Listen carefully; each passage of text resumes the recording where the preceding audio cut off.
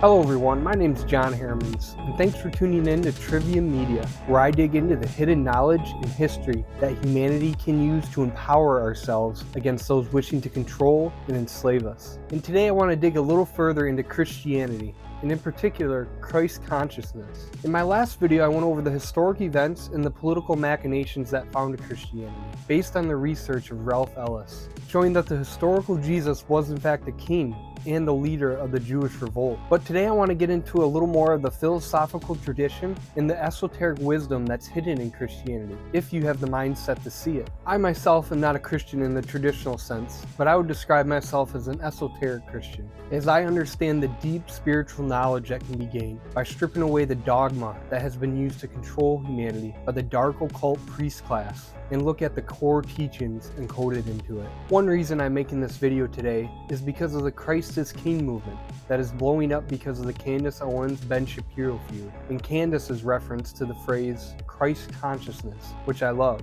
Many people seem to have an issue with this phrase, saying that it is New Age and not true Christianity. I think this is a mistaken view, and I think what the world needs more of right now is true Christ consciousness. Personally, I think Candace Owens is engaging in true Christ consciousness by the way she's speaking out against powerful interests. Wink wink. A lot of Christians today, I would say, are Christians in name only and do not act according to the true teachings, but instead are focused on the dogmatic beliefs that were inserted by the priest class of the Roman Empire in order to maintain control, spiritually and physically, of the population.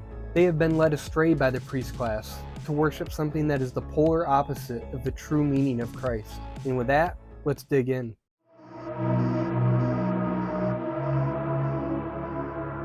Though Christianity didn't start until the 1st century, its traditions predate Jesus by millennia. Jesus can be seen as the latest example in a long line of solar heroes. Some of these heroes include Apollo, Helios, Mithras, Sol Invictus, Zoroaster, Ra, Serapis, and the list literally goes on and on. What these heroes represent is objective spiritual knowledge. The sun has always been a representation of knowledge in occult terms, and a lot of these heroes even have their own resurrection story. In more exoteric terms, this actually gets into the astrotheology of the Christian story, where the movement of the sun is encoded into the story of Christ. And maybe we should briefly go over the word occult, because this seems to scare a lot of Christians from even looking into this information, and that isn't an accident. Occult comes from the Latin word occultus, which means hidden, concealed, or secret. So what we are dealing with here is a body of hidden knowledge. That doesn't mean bad or evil, though it can be used for evil. That is the nature of knowledge when wielded by one group onto another group that is ignorant of it. The dark occult ruling class wants the masses to remain ignorant of this knowledge so they can use it to enslave them. They can be looked at as ancient dark psychologists who use this occult information of the human psyche and the laws of nature against those who are ignorant of it. The most occult information that exists is the knowledge of natural law. This is the knowledge of objective morality that the Creator has built into the fabric of reality.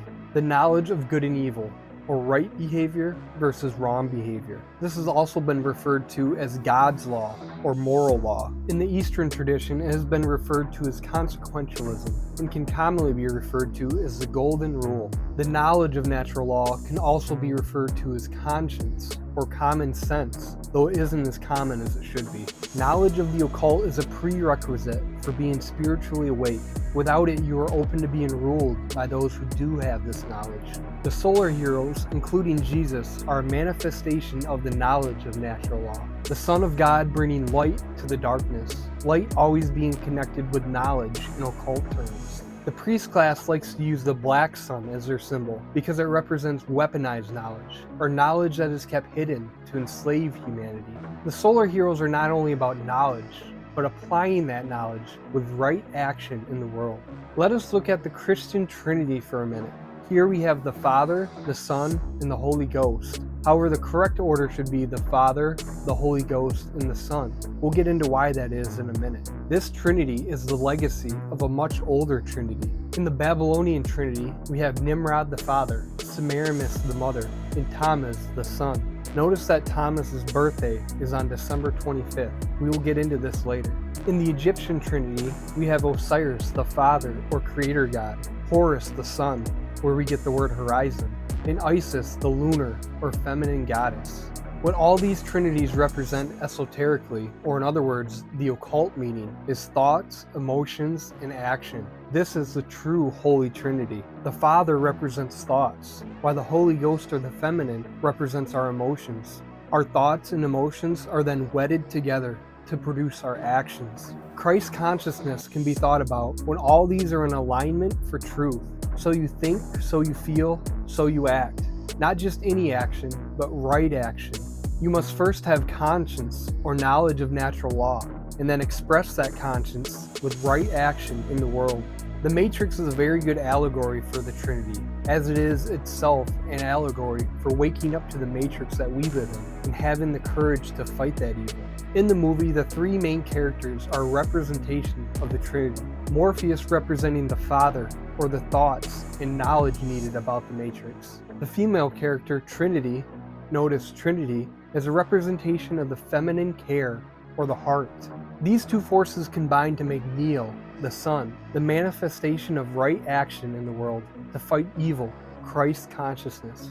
Notice how the Christian Trinity has ghosted the feminine force in creation.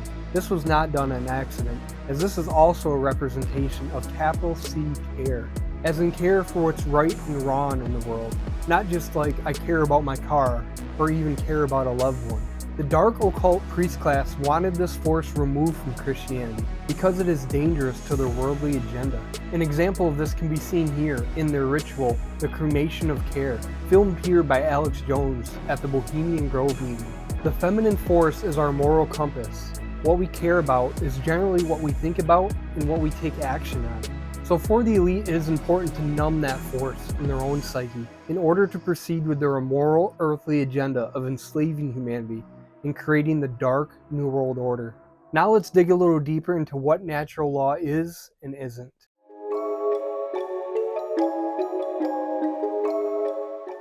As stated before, natural law is the most occulted knowledge out there, and it is the most dangerous to the priest class if understood by the population, even though it is actually pretty simple and should be common sense.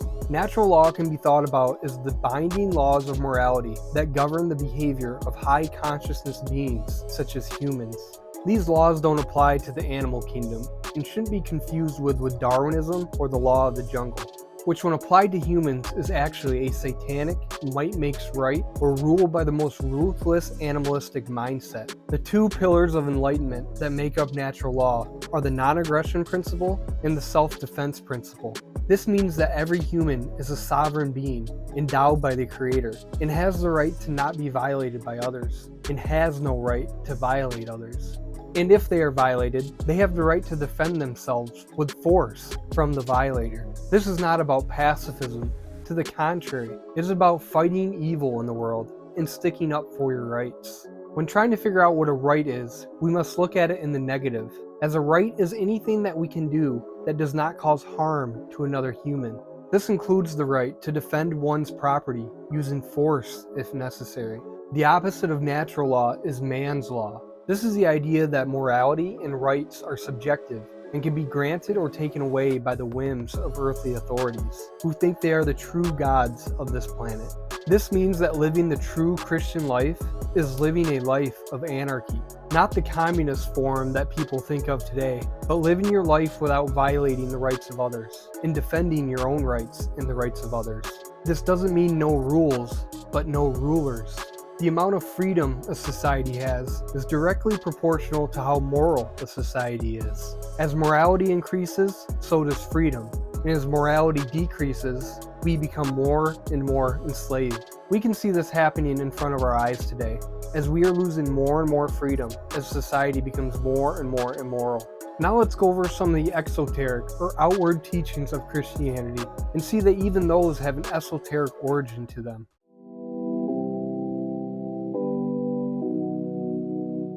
When we look at the exoteric aspects of Christianity, like the birth of Jesus, the resurrection, and some of the corresponding holidays, we see that it is in fact taking aspects from older traditions that celebrate certain times of the year in the movement of the sun. Christmas, for instance, is celebrating the rebirth of the sun after it falls into the tomb of the southern hemisphere until December 22nd. where then it starts to rise again 3 days later on December 25th with the backdrop of the constellation Virgo, or the Virgin. Here we have the Son of God, the light of the world, being born from a virgin. This was already the biggest holiday of the Roman Empire at the time, with holidays like Sol Invictus, the unconquerable sun, and the festival of Saturnalia.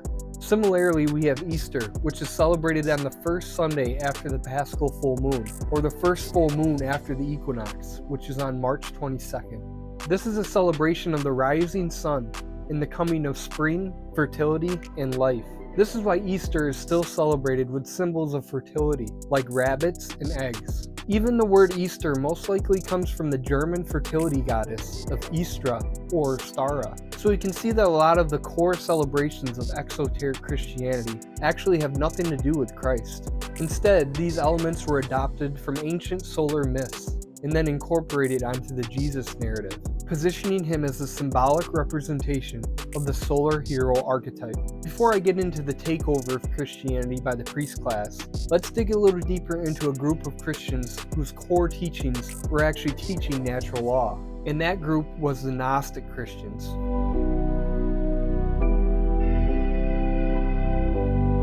Gnosticism, which actually predates Christ by thousands of years, comes from a Greek word meaning possession of knowledge. Their teachings were found in 1945 with the discovery of the Nag Hammadi Library, and they contain many ideas that the dark occult rulers did not want people learning. This group of early Christians in the 1st and 2nd century was actually teaching true spirituality and the unseen world of moral cosmic law, which governs the consequence of free will decision. They believed in dualism, or the separation of the spiritual and material worlds, and put more emphasis on the spiritual than the material.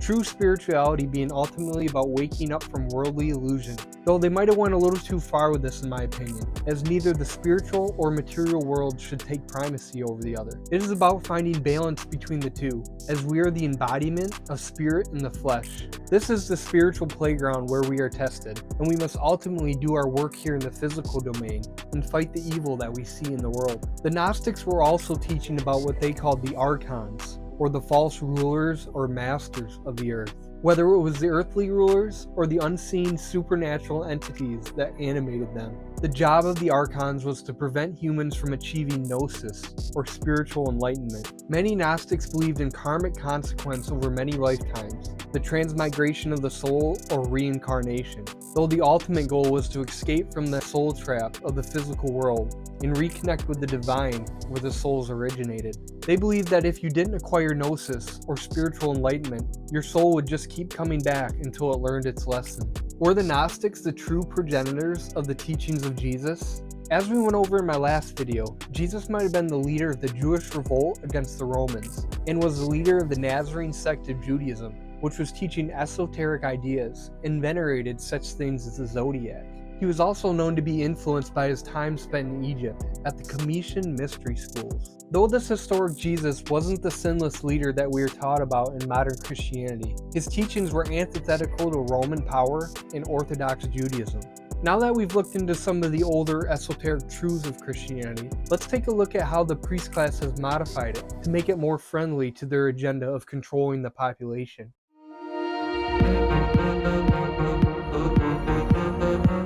The first thing we notice about exoteric Christianity that many Christians practice today is that it fundamentally transforms astrotheological themes that people have been observing for thousands of years into a structured dogma, turning it into a literal story that you must believe happened or be damned to hell. The resurrection story, the sun rising from the dead after its 3 days of rest, Jesus being born of a virgin, or Virgo, on the 25th of December. This is the story of the sun and its conquering of winter and its rebirth. This is what Christians are actually worshiping, because I would say a good portion don't understand the esoteric morality that is actually being taught. They just go to church to make themselves feel like they are being saved from their sins, without actually having any knowledge of natural law, which is actually what deals out the consequence of our behavior. In 325, Constantine convened the Council of Nicaea. Here, all the church leaders from around the empire were gathered to come up with a Roman-friendly state religion that would be enforced on all Christianity.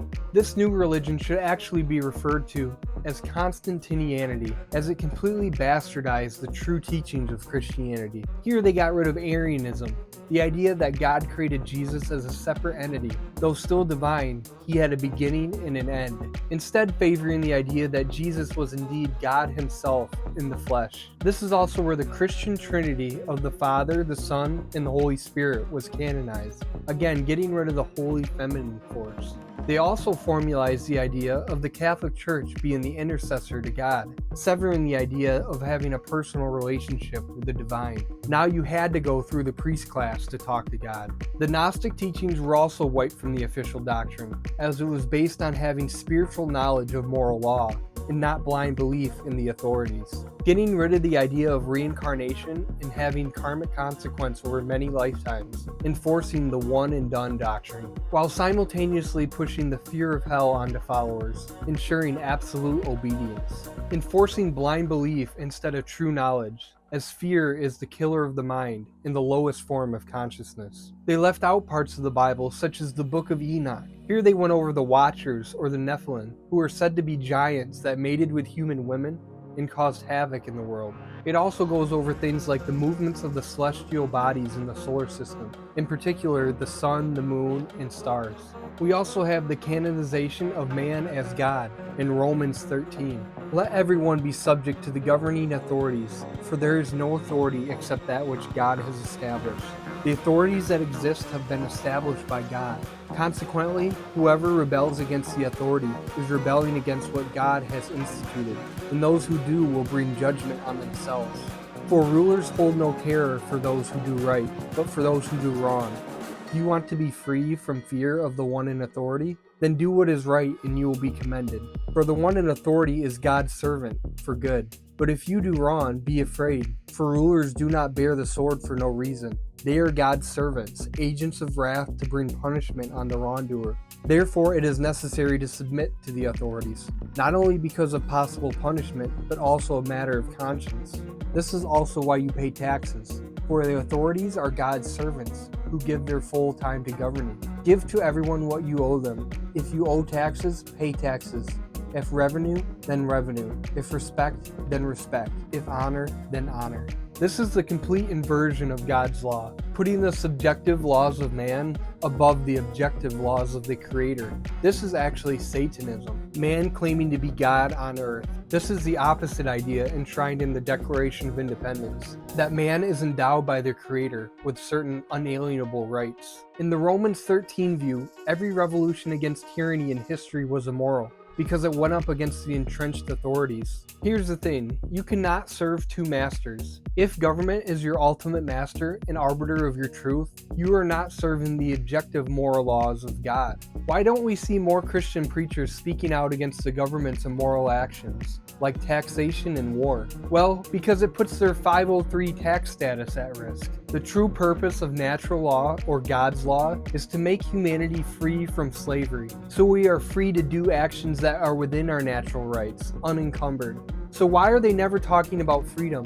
Well, they are showing us what master they serve. There is one line in the Bible, even after all the revisions from the priest class, where Jesus actually mentions freedom, which is, "Then you will know the truth, and the truth will set you free," showing us that the only path to freedom is knowing natural law. The dark occult use their deep knowledge of natural law to create false religions that control human consciousness. These rulers understand that the world is run by natural law, but they are in open rebellion to it.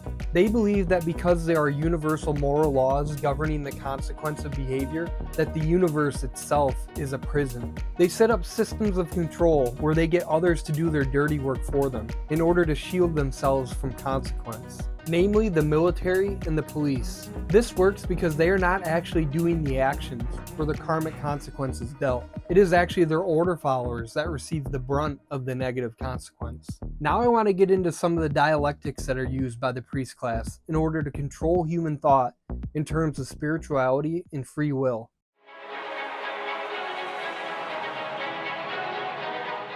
Dialectics are the way that the dark occult keeps us from getting at certain truths, by keeping us in one polarity or the other. This goes into how the human brain is actually made up. On one hand, we have the left brain, which is the masculine aspect of our personality, dealing with linear time, physical tasks, and taking action, while the right or feminine brain deals with emotions, morality, and big picture thinking. The elite want us in one brain balance or the other, because this keeps us in a master-slave dynamic. Overly right-brain people are generally naive, over-emotional, and struggle to take action, while overly left-brain people are generally cold and want to dominate others.